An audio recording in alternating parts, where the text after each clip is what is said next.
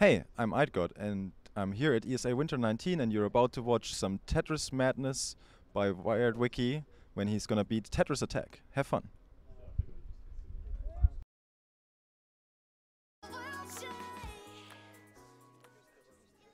Hey everybody, Darren again, I'm Wiredwicky. I'm gonna play Tetris Attack for you, and I've heard that we have like a little bit of time because we are way ahead of schedule. So since it's like a really short run and there's like a lot going on, especially if you're not familiar with the game, I'm gonna show you like a few things that are like very important when you just play this game in general. So it's called Tetris Attack, so you would expect something like Tetris. It's more like a panel attack game. So basically what you need to do is you need to clear out your board. You can do that by making lines of 3 pieces at the same time, and you already saw a chain. I'm gonna explain a little bit about that later.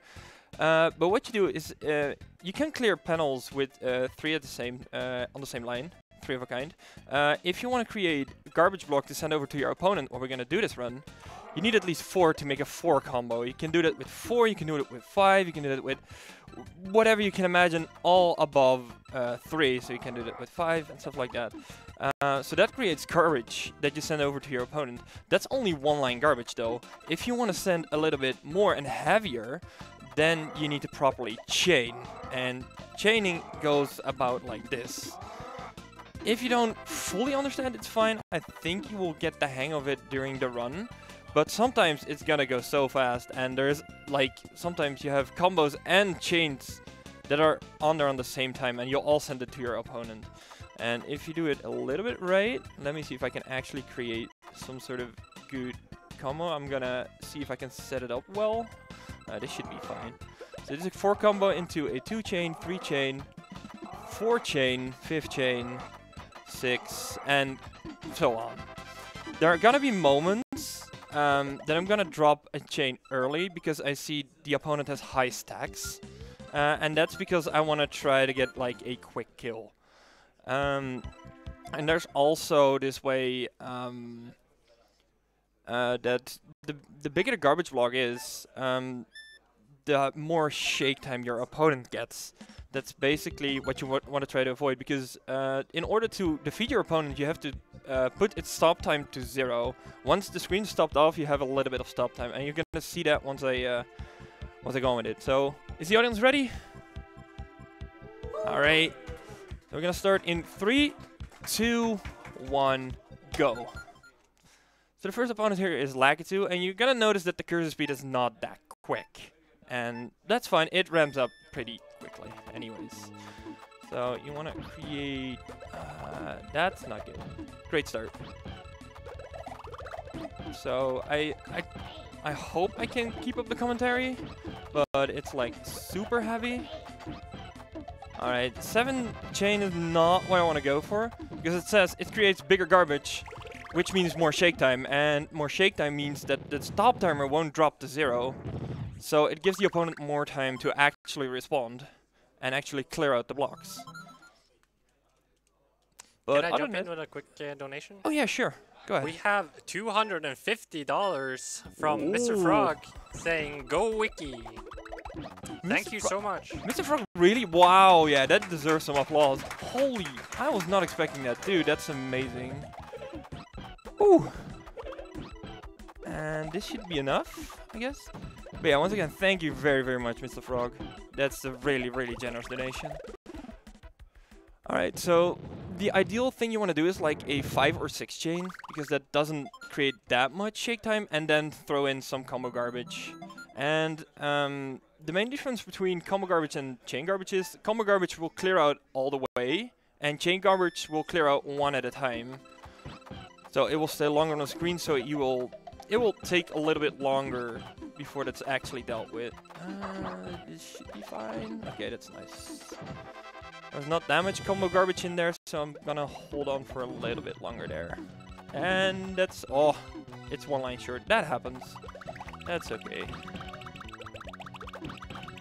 And this should be enough. Not getting a free chain, nothing's lined up. Okay, that's fine. Ideally, you want to have like the earlier stages sub 20 seconds. It's not always doable, and there's also this huge RNG factor because you don't know how your field is gonna be like. You don't know how your opponent's gonna respond. So it's heavily RNG based, but it's still fun to run on. This should be fine. That's gonna be a 6 combo, and I think that's actually good enough. Unless it gets like a perfect clear. I mean, that happens too, I guess. And a free chain as well. That's also a thing in this game. Opponents can get like free chains off of combo garbage. So, as I said, a lot of RNG in there. But so far, it's not that bad. And you're gonna see at a certain point, you will notice it already, but the AI is gonna ramp up the difficulty like pretty quickly. That should be fine. And there's also the thing that chain garbage will drop instantly, while combo garbage takes a little bit of time. So if you actually want to make sure that your combo garbage is dropping, you need to wait like a second and a half before you actually start with your next attack, with your next combo, or with your next garbage. So far it's like pretty average, I guess. And also we're gonna... This is my favorite character of the game. It's Blarg, and I don't know, I just like it.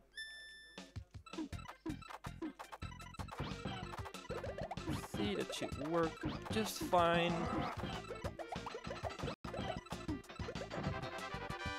It's okay. Oh, that was perfectly timed. That should not have been a 6 combo though. If you time perfectly, like that, that's a mid-air swap, and you can create chains off of that as well. Which is, if you can pull it off nicely, that's super cool to do. Also was a little bit unlucky that he had a chain falling off of the garbage, and well, I'm lucky I get a 3 chain off of that, but so you're gonna see it's partly skill, partly RNG, and partly knowing what your opponent is doing. So it's a nice little mix of all 3 elements. Meanwhile, we're already like over the half of the game, but don't get fooled because the end game is pretty. You should look at the cursor speed of the later opponents because it's insane. That's fine. So I wanted to go on for another chain there because there was not that much combo garbage, but I saw him, I saw my opponent stacking or raising his stack. So in that way I can say like, oh, I can drop it here. That's fine.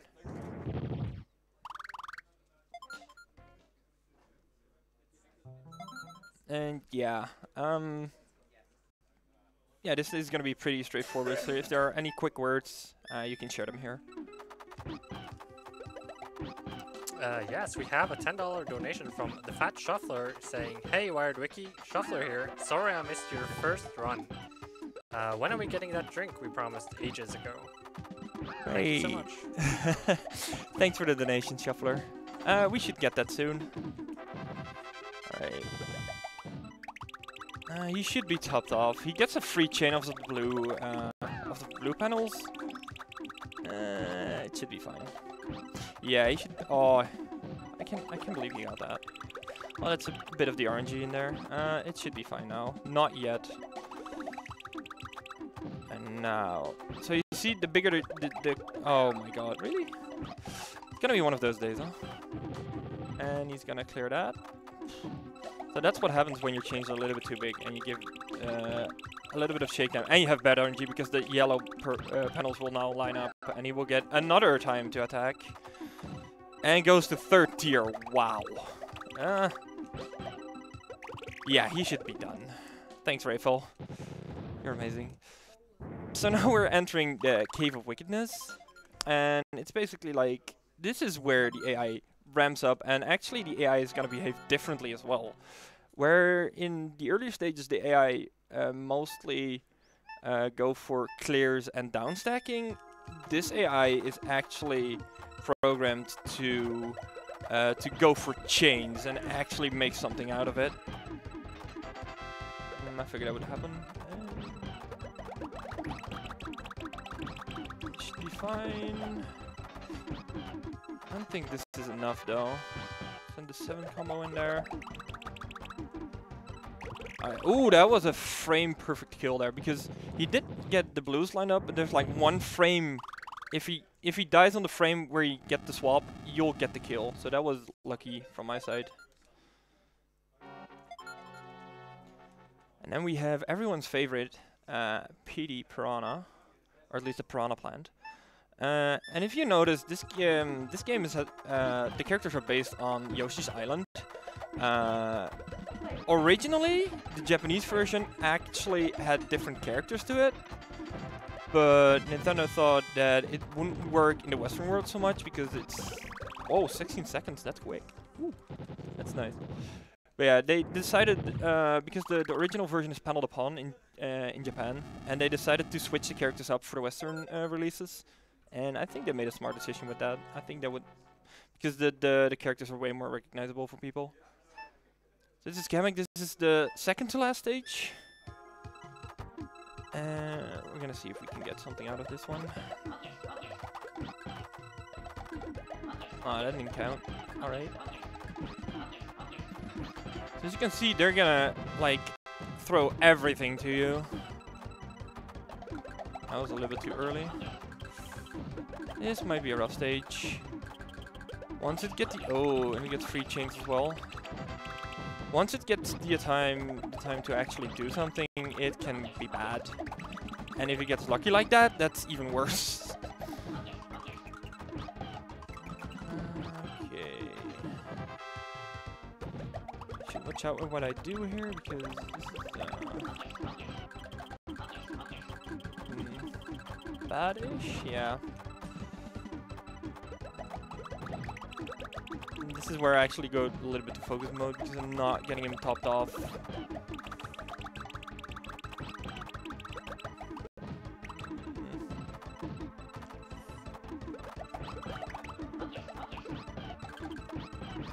Okay, a little bit of lag chaining in there. Okay, that was nice.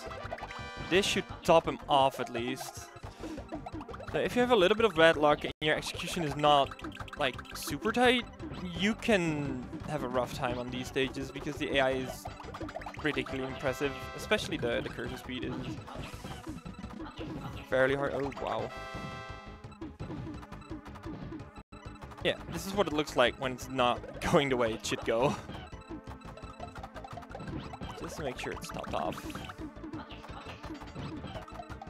He just keeps on going. We actually see the exclamation mark locks. If we can see that into play, I can explain a little bit about that as well. You can still, yeah, you can get that.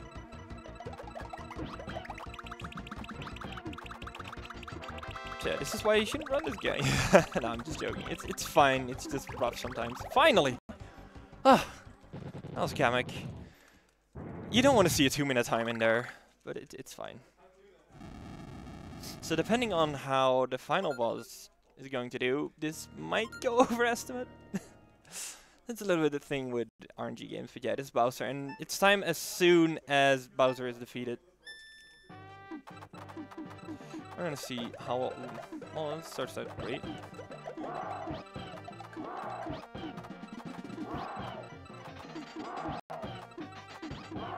Okay, that's enough. That's enough. All right.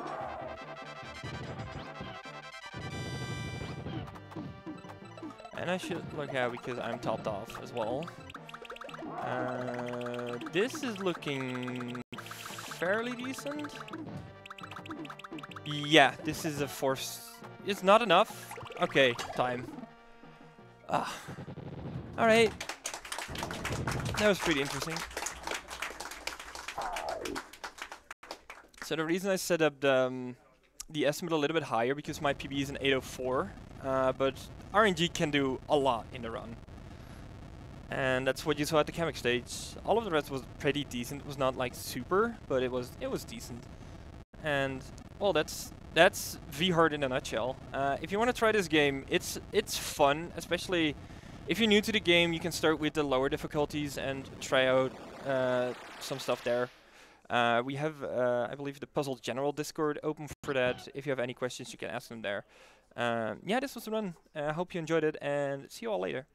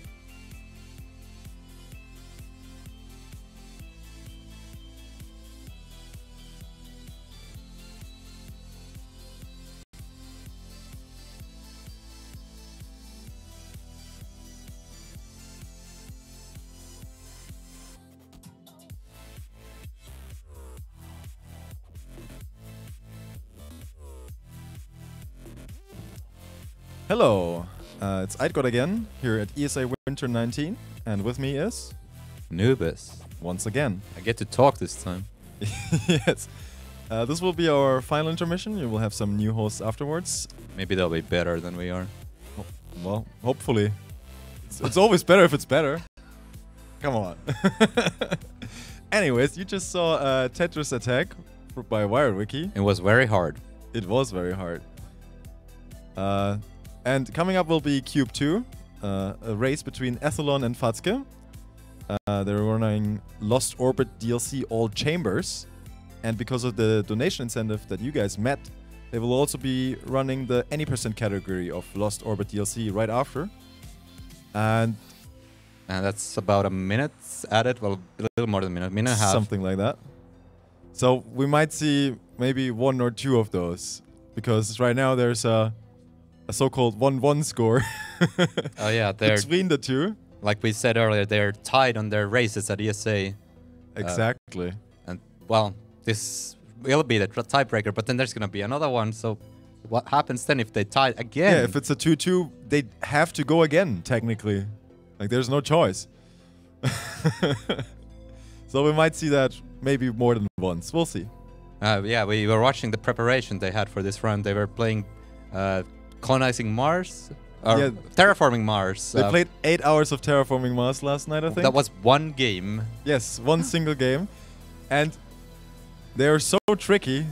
If you are an attendee here at the event and you have something to do in the morning, don't fall for joining a 10 PM terraforming Mars game.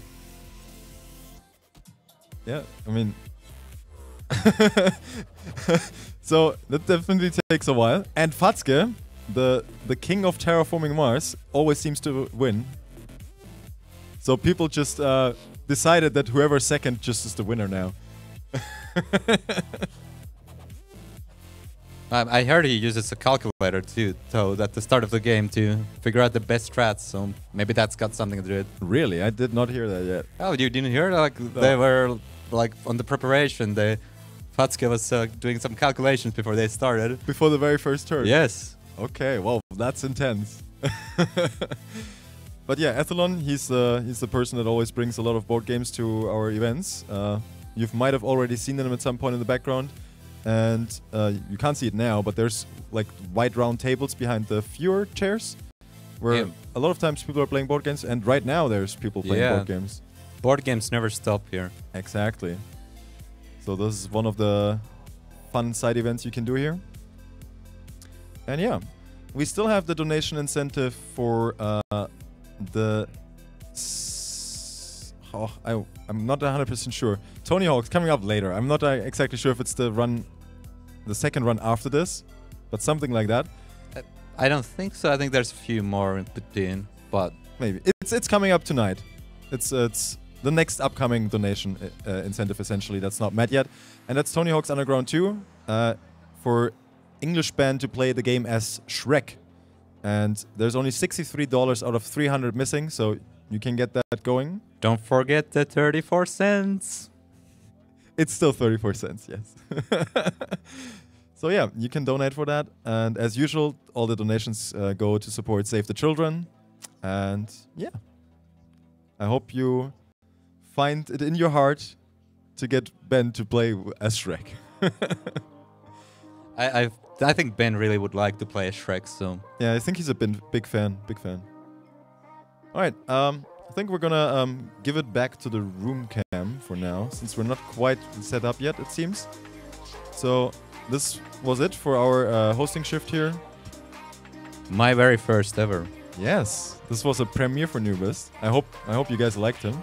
Maybe he will come back. Yeah, well, taking the votes. If you guys didn't like it at all, let me know, and then he won't be back. All right, thanks everyone. We'll give you back to the room cam. Bye bye.